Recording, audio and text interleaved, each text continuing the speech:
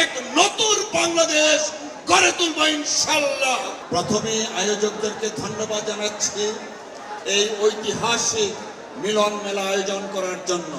সেই সাথে আমি শ্রদ্ধার সাথে স্মরণ করছি জুলাই বিপ্লবে যারা আত্মাহুতি দিয়ে বুলেটকে আলিঙ্গন করে নতুন বাংলাদেশ বিনির্মাণের জন্য আমাদের প্রত্যেককে জাতীয় সংসদে প্রেরণ করেছেন।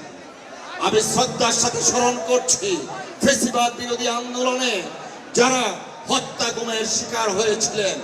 প্রিয় বন্ধুরা আমার, আজকের দিনে আমরা নতুন ভাবে শপথ নিতে চাই আধিপত্যবাদী সাম্রাজ্যবাদী ফ্যাসিবাদ বিরোধী শক্তির আমরা ঐক্যবদ্ধভাবে আগামীতে লড়াই করে ফ্যাসিবাদ মুক্ত বাংলাদেশ, যে বাংলাদেশ আমরা কায়েম করেছি সেই বাংলাদেশকে এগিয়ে নেওয়ার জন্য দলবদ্ধ পথের সবাইকে ঐক্যবদ্ধভাবে এক নতুন বাংলাদেশ গড়ে তুলব ইনশাআল্লাহ।